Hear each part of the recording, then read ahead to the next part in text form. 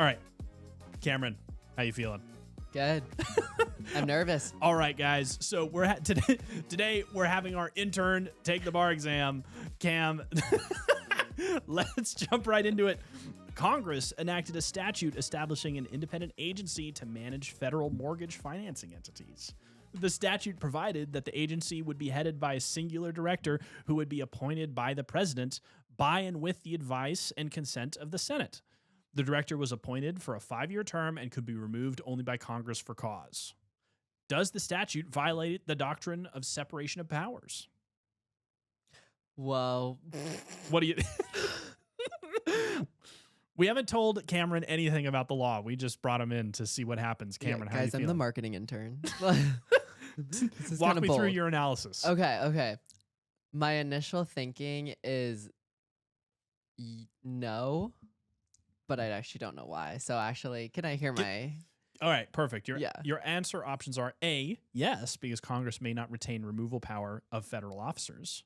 B, yes, because Congress may not impose conditions on the removal of federal officers. C, no, because the Commerce Clause grants Congress the power to regulate commerce among the states. God, Commerce Clause is always the answer. D, no, because the Necessary and Proper Clause grants Congress the power over federal appointments. Okay, I'm going C. You're going C? And that's because you just said that Commerce Clause is always the answer. It's always the Commerce Clause, but not this time with 9% of students answering C. C is incorrect. Answer A, yes, because Congress may not retain removal power of federal officers. The U.S. Constitution's Appointments Clause authorizes the president to, quote, nominate and by and with the advice and consent of the Senate all other officers of the United States. Although the Constitution does not specify whether the president may remove federal officers, the Supreme Court has held that the president has the exclusive authority to remove federal officers without congressional approval. Okay. So I'm 0 for 1. You're but 0 that's for 1? okay. That's okay so far. We'll ride to our inevitable victory. Yes. I'm learning. Yes. All right. You ready for your next question? I'm ready. A state law requires that lawful aliens, but not U.S. citizens, post a $200 bond in order to obtain a state's driver's license. Which of the following grounds would most support a finding that the state law is unconstitutional? A, Congress has exclusive authority over immigration matters. B, state laws may not burden the right to travel. C, state laws that discriminate on the basis of lawful alienage are generally subject to strict scrutiny. D, state laws that categorically treat lawful aliens differently from U.S. citizens are per se unconstitutional. Okay, could you repeat the question part one more time? Which of the following grounds would most support a finding that the state law is unconstitutional? I'm going to go with D. You go with D. Well, could you repeat D again? D, state laws that categorically treat lawful aliens differently from U.S. citizens are per se unconstitutional. That feels right, but I don't know. You locking that in? I'm going to lock in D. You sure? Yeah. 100%. 100%. 100%. You're going with D. I'm going with D. Okay. With 13% of students answering D, D is incorrect. C, state laws that discriminate on the basis of lawful alienage are generally subject to strict scrutiny. Okay. With 70% of students answering. The Equal Protection Clause of the 14th Amendment provides that no state shall, quote, deny to any person within its jurisdiction the equal protection of the laws. Although the Bill of Rights does not include similar language, the Supreme Court has interpreted the Due Process Clause of the Fifth Amendment to include an equal protection guarantee that binds the federal government. Together, these clauses prohibit federal, state, and local governments from treating individuals or classes of individuals differently under similar circumstances without sufficient justification. The highest standards of review apply to so-called suspect and semi-suspect classifications. Suspect classifications are those based on race, religion, national origin, and lawful alienage. See, after hearing the explanation, I understand. But I think when I initially heard it, especially because it's just I'm hearing it, I was like, scrutiny. That sounds more. Yeah. That sounds too like interpretive. So, like for example, the rational basis standard of review basically means government wins, right? It's like, is there any rational basis for this rule? However, there is a high standard of review when it comes to certain constitutional interests, and that highest standard is strict scrutiny, which is a very high bar for the government to clear for good reason in certain circumstances. This is one of them. All right. 0 for 2. 0 for 2, but not down for the count. And Cam, how are you feeling for I'm your feeling great. your Last question. Third and final question. A federal statute requires any individual or entity owning more than 100 cars to ensure that at least 10% of those cars are electric powered. Gavin Newsom, eat your heart out.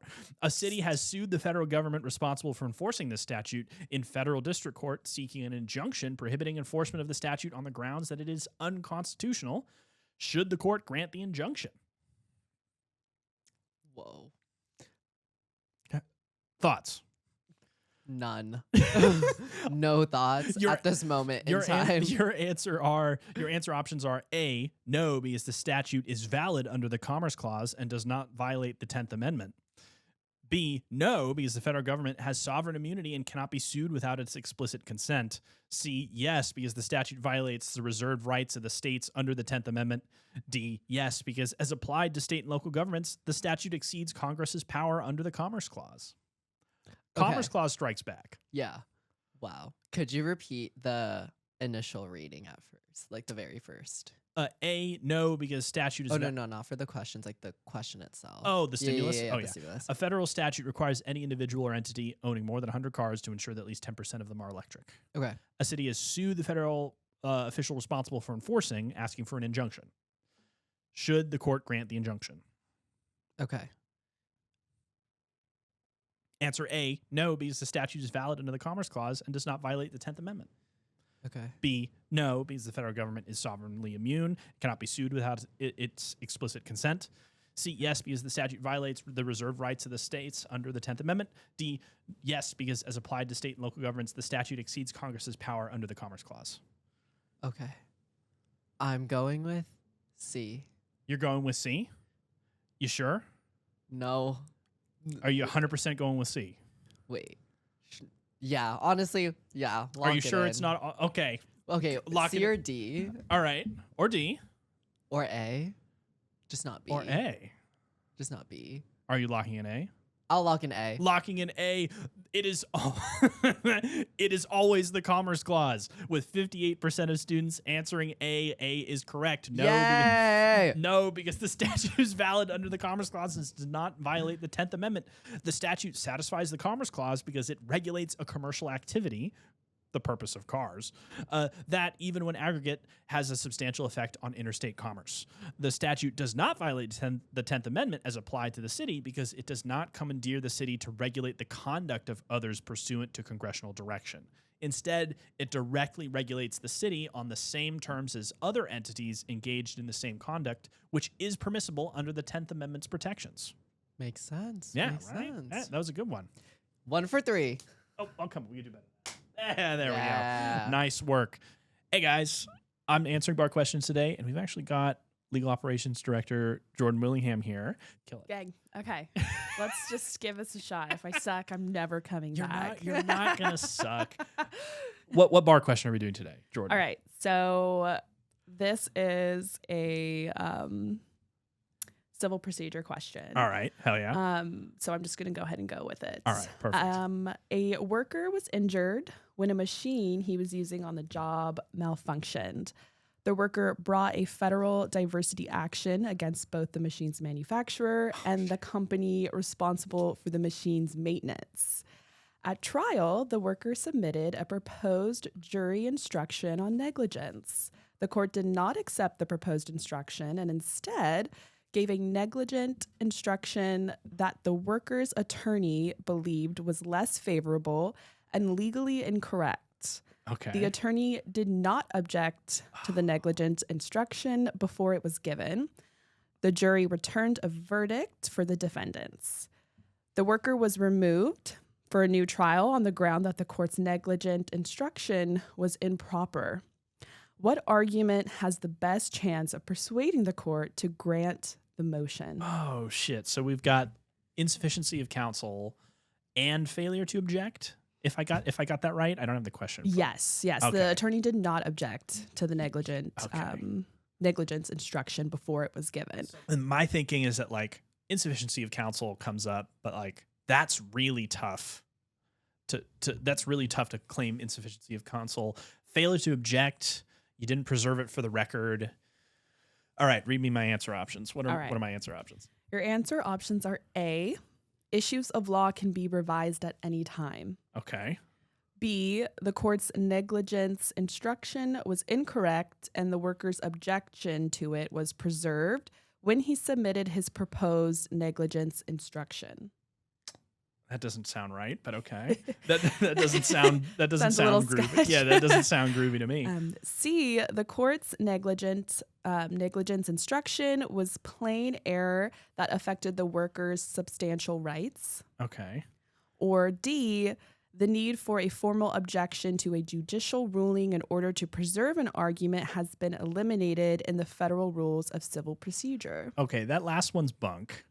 I'm going to eliminate D. Okay. I'm going to and read me C again. I also didn't like C.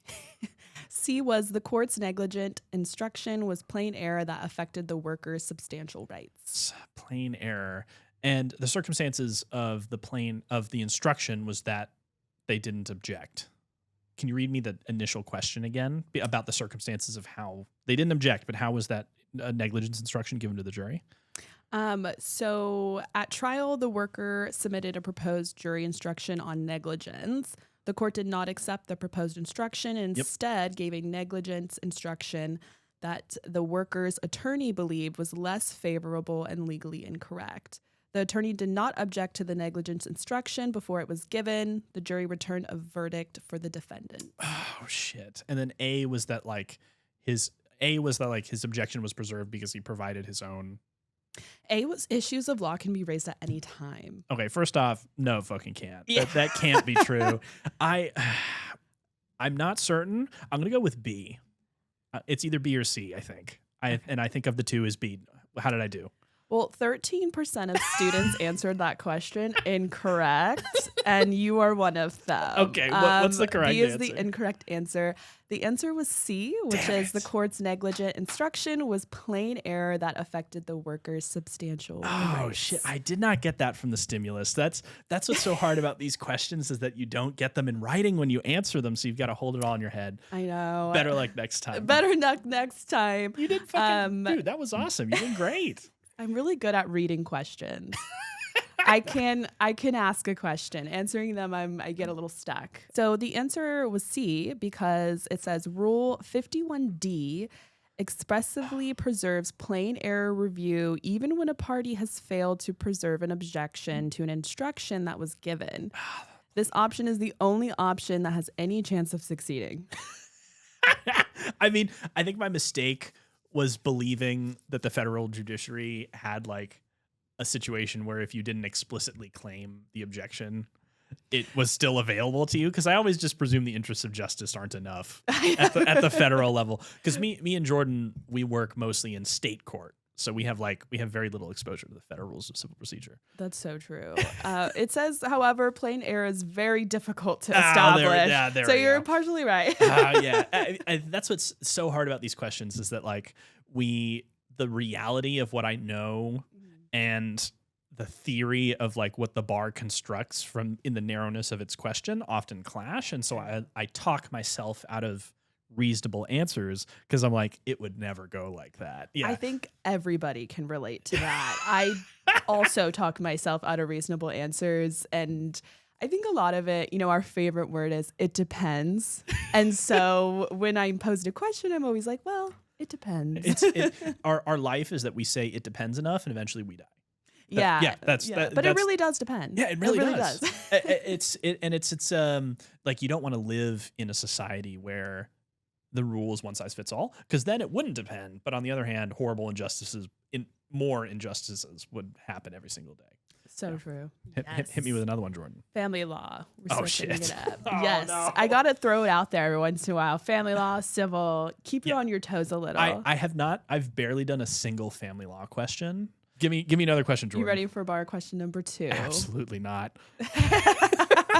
It's coming for you. Okay. Doug and Millie were divorced from one another and lived in state A. Okay, fuck one of these. Yes. State A, B, C, D. Dissolutions. Okay. We'd love to hear it. All right. The couple had a minor child, of whom Millie had primary physical custody. Okay.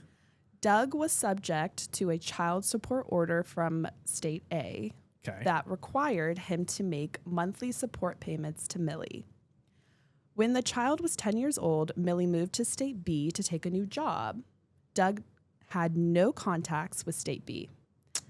After Millie moved, Doug stopped making the support payments. Millie wanted to enforce the support order.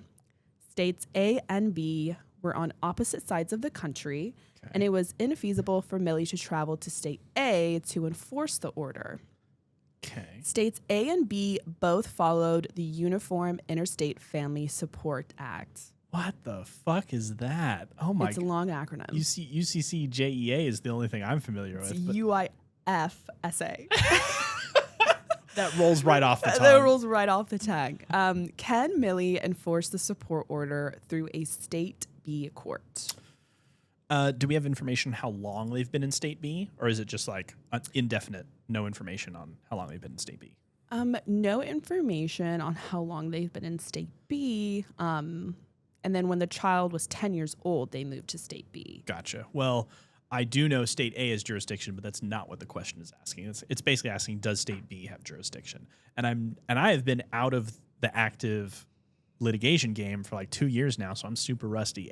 Give me my answer options. I think that might clarify. All right, that will help out.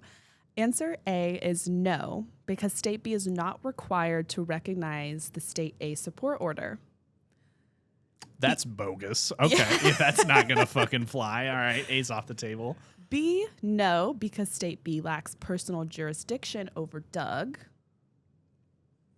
Okay. C, yes, because Millie may use the UIFSA's two-state procedure. I don't know what that is. Okay. Answer D is yes, because State B has personal jurisdiction over Doug. Oh, God. Okay. Keep in mind that it's Millie who moved. Yeah, it's Millie who moved. Yeah.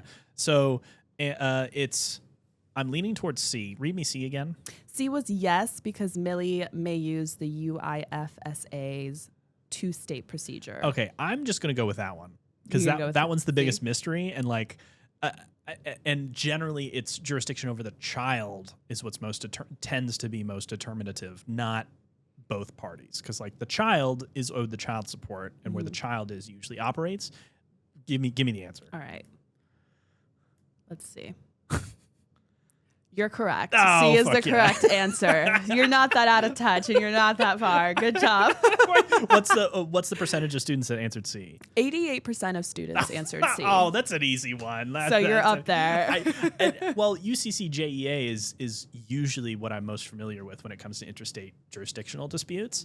I don't know what that child support, what that funky thing is. The Uniform Interstate Family Support Act. Yeah, though I do know, I think you know this too, but the feds will refuse to renew a passport if you owe too much child support. This is true. Yeah, you can't pay your support. Yeah, they won't take away your passport, but once your existing passport expires and you go to the State Department to get a new one issued, they will deny it. They will deny you travel documents if you're back in the States and you have child support outstanding and the feds know it, which is a really fucking awesome thing. Yes. Cool way to enforce. Hell yeah. Sure. Great work, Jordan. Nice job getting that right, John. Yeah. That was an easy one. Give me one of the best. Give me a hard one. Family law theory goes crazy. Should we do another? Okay, I think you're familiar with this act. We just talked about it. Okay, all right. UCCJEA. Go ahead. So this should be a good question. Are you ready for question 3? I'm ready. Inevitable victory. UCCJEA. Go absolutely crazy. Also rolls right off the tongue. It does. Okay, go ahead. It does. It's a nice one. Okay. The question is, Mary and Dave lived in State A. Mm-hmm. They had a son, Sam, who was born in State A and had never lived anywhere else. Okay. When Sam was 10 years old, Mary and Dave separated. Okay. Mary moved permanently to State B, taking Sam with her. Dave remained in State A. 3 months later, Dave petitioned a State A court for custody of Sam. Mary immediately filed a competing custody petition in State B court. Both states followed the jurisdictional provisions of the Uniform Child Custody Jurisdiction and Enforcement Act. Okay. What state has jurisdiction over the custody determination? The 3 months was a dead giveaway. It's the 3 months. So explain a little bit more. So my understanding of the question is that poor kid grew up, 10 years, was traumatized by the divorce, the separation, moved to state B, and then only 3 months have passed since the child and the mother moved to state B. Who has the child? The mother, which is Mary, moved permanently to state B with Sam. But 3 months ago. Yes, Dave remained in state A, and then 3 months later, Dave petitioned. Okay, my thinking is that state A still has home state jurisdiction, and it's going to be state A. I don't know what the answer options are for state A though. So give me the answer A. All right, answer A is state A because state A is Sam's home state. Money shot. Let's fucking go. Read me the other three. Answer B is state A because Dave still lives in state A. Answer C is state B because state B is Sam's new home state. Extremely loud, incorrect buzzer. And then answer D is state B because Mary now resides permanently in state B. I think it was A. State A maintains home state jurisdiction for 6 months. Because that's Sam's. Yeah, because it's state. Sam's. Yeah, home state. All right, let's see if you got that right. And you actually got that incorrect. I did? Yes, but you're not far off. Okay, was it B? It was B. It was B. State okay. A because Dave still lives in state A. What?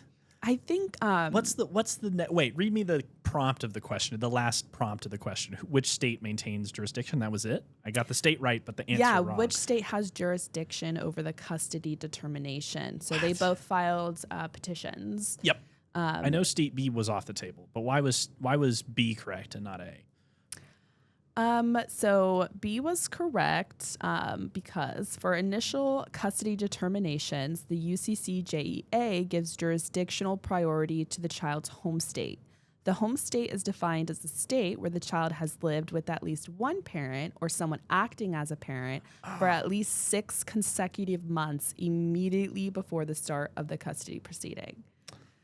So and because the parent remained okay, and then only 3 months had gone by instead of 6. That's an interesting loophole because my bias when examining the cases inherently always has one parent in the state that we're examining, and so the fallback of our analysis at work is always like, has it been 6 months? Because that by definition everyone's still there. That's a really interesting interaction between like reality and a bar prep question. That's a perfect example of that. I guess it's also interesting to note because, he only had moved for 3 months, but the child was born in state A so it's kind of like the child was born in state A, had only been gone out of the state for 3 months instead of 6. So I guess that it makes a little more sense. God damn! This is why I need to get out of family law. This shit is not good.